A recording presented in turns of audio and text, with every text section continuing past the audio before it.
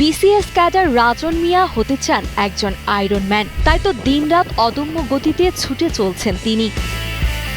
Ironman হতে হলে একজন মানুষকে মাত্র 17 ঘন্টায় 180 কিলোমিটার সাইকেল চালাতে হয়, পাশাপাশি দৌড়াতে হয় 42 কিলোমিটার আর সাঁতার কাটতে হয় প্রায় 4 কিলোমিটার। প্রায় 1,50,00,000 টাকার পুরস্কারের এই কঠিন লড়াই লড়তে রোজ পরিশ্রম করে যাচ্ছেন বিসিএস ক্যাডার শিক্ষক রাজন মিয়া। আমি আসলে যেতে চাচ্ছি একটা ওয়ার্ল্ড প্রেস্টিজিয়াস একটা ইভেন্টের প্র্যাকটিস করছি আমি, যেটাকে বলা হয় আয়রনম্যান, যেখানে একজন অ্যাথলেটকে 17 ঘন্টার মধ্যে তাকে 3.8 প্রায় 4 কিলোমিটার সাঁতরাতে হয়, 180.2 মানে 180 কিলোমিটার তাকে সাইক্লিং করতে হয় এবং 42.19 অর্থাৎ 42 কিলোমিটার তাকে দৌড়াতে হয়।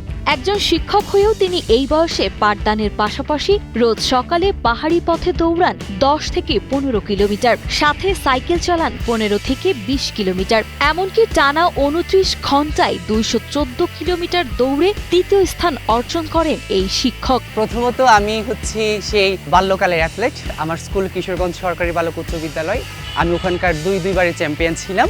এরপর ঢাকা বিশ্ববিদ্যালয়, স্যার এফ রহমানের আমি 5 বারের চ্যাম্পিয়ন। পুরো ঢাকা বিশ্ববিদ্যালয়ের সেরা 3 বারের অ্যাথলেট আমি।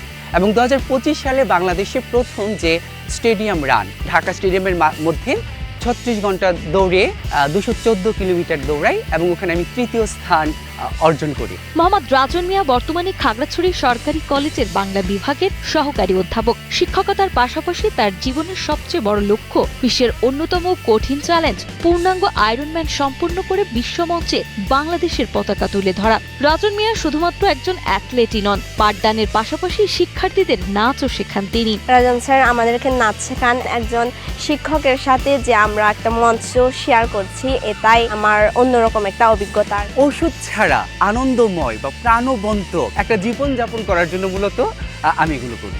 কঠোর অনুশীলন আর শিক্ষকতার ব্যস্ততার মাঝেও রাজনের রয়েছে এক অনন্য মানবিক দিক, যার কেন্দ্রবিন্দু তার রান্নাঘর। সম্পূর্ণ নিজস্ব উদ্যোগে তিনি গড়ে তুলেছেন আচারি কাব্য নামের একটি ব্যতিক্রমী উদ্যোগ, যেখানে নিজের হাতে টকঝাল ও মিষ্টি স্বাদের লোভনীয় আচার তৈরি করেন তিনি।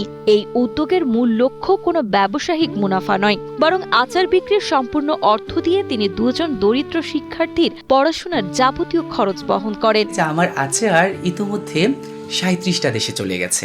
যা সেল হয় প্রতি মাসে, এই টাকাটা দিয়ে 2 জন ছাত্রের থাকা, খাওয়া, পড়াশোনা, পোশাক সব হয়ে যাচ্ছে।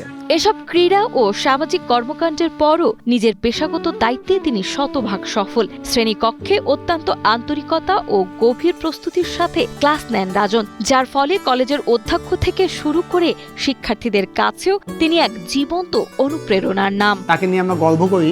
রাজন মিয়া খাগড়াছড়ি আছেন, খাগড়াছড়িকে তিনি পরিচিত করছেন। স্যারের সাথে কাজ করে আমি খুবই আনন্দিত। স্যার আমাদেরকে শুধু বইয়ের পড়াতে সীমাবদ্ধ রাখে নাই, স্যার আমাদেরকে নানা কোকারিকুলাম অ্যাক্টিভিটিস আমাদেরকে ভালো হতে শিখাইছে।